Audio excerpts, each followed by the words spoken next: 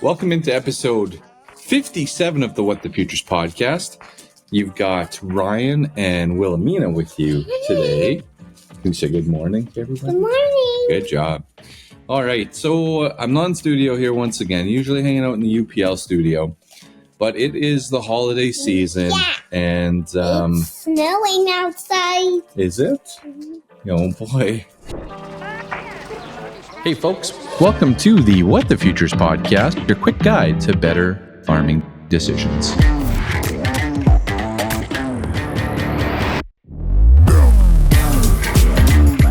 Hey folks, welcome into episode number 57 of the What the Futures podcast. Of course, recorded in the UPL studio, and the folks over at UPL want to wish you and your farm a very, very Merry Christmas and a happy holiday season. I promised one quick little episode here before the end of the year, and all we're going to do today is just review my predictions from the predictions I made. It was like January 16th, 2024. I said, Christmas Eve, the price of canola wheat, so on and so forth, in Saskatoon, Saskatchewan will be this price Christmas Eve. We'll talk about that. We'll talk about a few other things I said 12 months ago in that podcast as well. You know, predictions, they're weird. They are, I'm trying to think of what actual value comes out of some of that. And I don't know. We'll talk about it more in just a minute. I also recorded a little bit with my kids. I don't know how Augustine, the editor, will incorporate that over the short episode here. But we did try a few things with Willa, and Finn jumped in at the last minute there. So we'll see where that comes in, but we'll have some fun with it. So we got letters to Santa. We got those predictions. And, folks, at the end of the day, if you're hanging out with me in minute 2 of this podcast, it's just to wish you and your family a very Merry Christmas from me and my family and the What the Futures podcast. It's been a heck of a year. It's been a really fun year. Maybe we'll do some reflection a little bit more in January here on the year, but crop marketing, it wasn't easy in 2024, and it never is easy. I don't think you'd disagree with that. It's never easy, but in 2024, we saw a very traditional market pattern. And what I mean by that is trend down, which we all, we knew, we had a good feeling that was going to be the trend throughout 2024. And then we got those opportunities. We got the spring rally. We got the summer rally, that August rally. We even had that harvest rally in the wheat market as well. We had those, pretty standard rallies, I would say, pretty standard marketing conditions. Okay. But we're still, as a farming community in Western Canada, as farmers out there, you're trying to thaw out. We've been frozen here. Our crop marketing skills froze up after 2021. We got a little complacent in rallying markets as well into 2022. And then there's been a lot of hope for prices to recover to past levels. And, times are different now. Times have changed, and your marketing plan needs to adjust with that. All righty. So from our family to your family, we wish you a very, very Merry Christmas. And let's get into some of these letters. So I've got Wilhelmina here with me this morning. Willa, how old are you? 4. Good job. If you're watching on YouTube, Willa had all 4 fingers out there. And so Christmas time is coming? Yeah. How many sleeps? No, there's one more sleep. One more sleep after this one, hey? Yep, Christmas Eve. So, Willa, I asked farmers to send in their Christmas letters to Santa. Okay. Mm-hmm. Now, it'd be a farmer. It could be a farmer like Grandpa or Papa. Yeah. But I got these Christmas letters that came in, and I wanted to read a couple of them. But before I do, I would like to hear what you asked Santa for Christmas. So I asked him for a robocar. Oh, a robocar? And I asked him for a train set. A train set? Really? Okay. And what are you working on right now? I'm doing a gingerbread house. A gingerbread house live on the show. Wow. Thank you. You're doing a great job. It's really hard to get the icing out if it has warmer. Yeah, the icing's going to be a little bit tricky here It's a little today. tricky. But we'll figure it out. Yeah, We've got instructions. We got instructions. Yeah. I got one that came in from Graham, and Graham farms in Alberta. And the letter says, "Dear Santa, how are you? I hope you and Mrs. Claus are very well. I've been very good this year, so I have some ideas for my Christmas presents. This year for the farm, I would like a 520 quad track. Oh, that sounds good. Graham would like cattle prices to stay high. And he's also looking for Santa to bring world peace." How does that sound? That sounds good. Yeah? I think, Graham, I appreciate you sending the letter in. And I think what we're going to do is we're going to have Santa link up with our friends over at John Deere and see what they got on tracks for you and get something lined up for you that way. So great letter from Graham. I got another one here that came in from Colin. And Colin farms in a spot called Tramping Lake, Saskatchewan. So he also writes the same thing at the beginning. "This year for the farm, I would like to have," and he says, "I would love for Ryan to tell me when 1450 canola is going to hit so we can sell the last bit and maybe get in one of those vacations on a beach this winter." So Colin wants a vacation, and he also wants to sell his canola for 1450 a bushel. All right. If Santa is really generous, I'd like 80 by 100 heated shop with semi-length pit would be awesome. Or just some What the Future's hats for the kids. All right, Colin, that's a great letter. Thanks for sending that in. What do you think of Colin's letter, Willa? I love it. Love it? Yeah, I think we got to get him one of those vacations, eh? Beach vacation. Okay, so I got a couple more letters that came in. This one came in from Crystal. She farms in Hilda, Alberta. Mm-hmm. And she says that she would like the barn rewired and completely cleaned out. Interesting, hey? She must have animals. She wants a new to me air cart for my Morris drill and a new chicken coop. Oh, and a new dump trailer to tag behind my spray water tankers. Chicken coop. She wants a chicken coop as well. Who else wants a chicken coop for Christmas? We want one. Mm-hmm. You see what the next letter says. All right, so this last letter I have, or second last one here, this one came from, his name is Leo, and he's 5. So he's just a little bit older than you are. And his farm is in Unity. Is he bigger than me? Oh, probably a little bit bigger. He's a little bit older than you. So he's asking Santa, so he would like a tractor with tracks. So that's 2 letters now with tracks. We're definitely going to have to get Santa and John Deere hooked up here. So he would like a tractor with tracks. He would like cheaper seeds to plant on his farm. He's looking for a new trailer for our sprayer. And he would like more rest for Daddy. And he writes, "Think that's all. Thank you." What do you think of Leo's Christmas list to Santa? Like that. Yeah? I like that he wants more rest for Daddy as well. That's nice.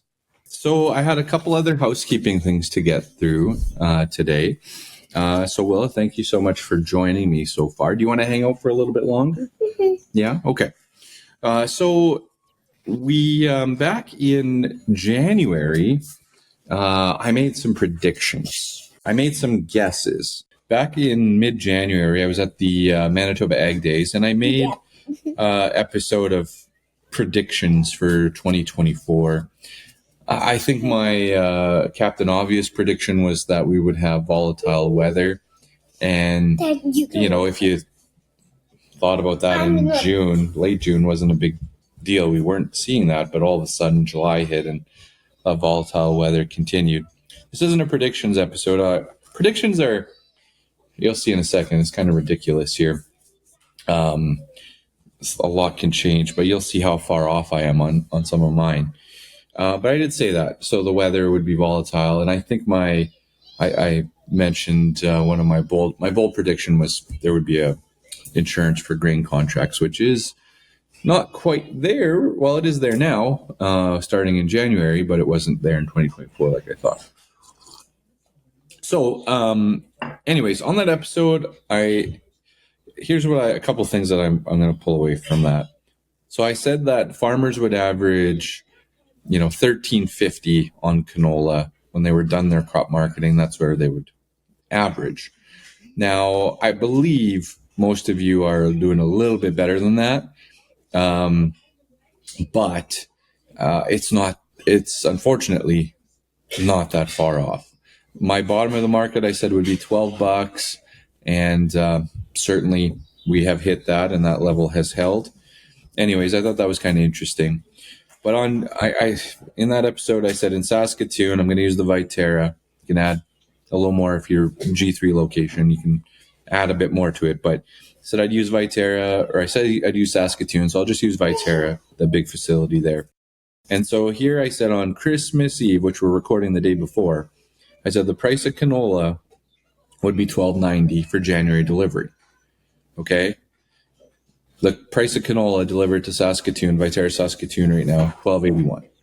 So, for 11 and a half months in advance, that's a little bit sad that I was that close, but there we are. All right. So pretty darn close on that one. For wheat, I said the price of wheat would be $7.65. And for January delivery in Saskatoon, it's currently $7.80 on the posted bid. Now, I don't think anyone's selling wheat at $7.80, but, I just said what it would be posted at, right? I start to fall off the rails, though. So I'm pretty good on canola, very good on canola, pretty good on my wheat prediction, but I fall off the rails here. So I said the price of oats would be $5 in Yorkton. I didn't actually check to see that, but it's not that. It's maybe 460, 470, something like that. So I'm definitely off on my oats, and then it gets much worse. Yellow peas, I said, would be $8.25. They're currently $10.33. I did not believe that India would hang on as long as they have. And if you remember that episode, I was not friendly towards yellow peas at all, or even green peas. My biggest miss is I said green peas would be $9 for January delivery, and let's double it. Let's call it 18. So a full 100% miss in the green pea market. And that's why, I go back to some of these predictions and they're silly and a little bit crazy at times. And I think for January, I'm not going to do a predictions episode because maybe I'll talk about some type of predictions. But instead, I'm going to make a tweak. Because in the episode that I recorded in front of that X9 Combine in Brandon, I said a couple things about, capturing from a marketing perspective, to be ready to capture margin, in your wheat, marketing your wheat.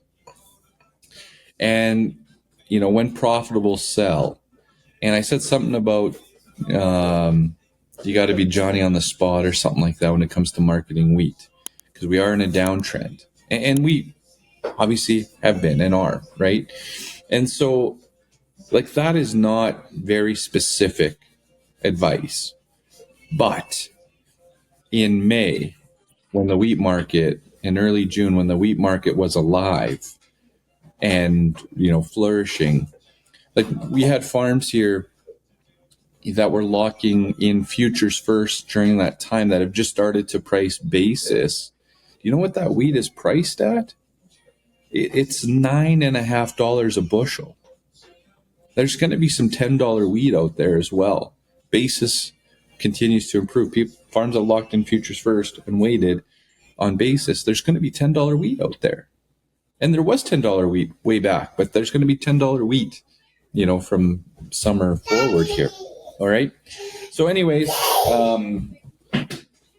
not going to do a big predictions episode, but instead I'm going to dial it down to advice and how to steer that marketing plan here. That's going to be my Christmas gift to those listening.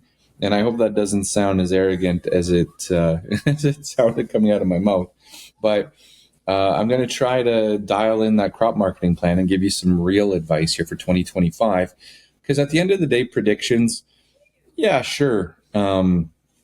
Getting close on the canola, whatever. But did that help you?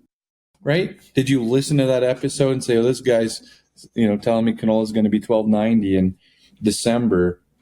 I'm going to take action. I doubt it, right? I don't think so. I wouldn't have. So instead, I'm going to try to just give you more actionable advice on your crop marketing plan. And we'll throw couple of different predictions in there that align with that. But just doing a predictions episode just doesn't make a lot of it's okay for content, but it doesn't help from look how far I was off on green peas. What help was that? So anyways, we're gonna do something different here in 2025. In the middle of January, we'll dial in that crop marketing plan. Whoa, buddy, that's pure sugar, my man. Hey, you're gonna be wired. The gingerbread episode, Christmas episode, coming at you. We are full on in the gingerbread episode. Christmas letters. I'm going to send a little gift package over to Leo in Unity. I've got some kids' t-shirts left from the conference, so I'm going to get those over to Leo. So thank you for sending in the letters. And Graham. Daddy, Ginny, I have a problem back here. Sorry, we got a chaos back here. All right, so Graham, we're going to get a little package over to you as well. So thanks everyone for submitting your letters. Also, Chris, you were at Drumheller. You went up the dinosaur and took a selfie. We're going to get something over to you as well. That's Chris. Can't remember where you farmed, Chris, but I thought you were in like northeast Saskatchewan. Anyways, you were in Drumheller. We'll get you a little conference, a little What the Futures package here as well. What else do we have? Oh, yeah, Lunchbox Crew. You can join the Lunchbox Crew. We close that off at midnight Christmas Eve. And if you want conference tickets for Moose Jaw in 2025, they are $8.99 until midnight Christmas Eve as well. After that, the price goes to $11.99.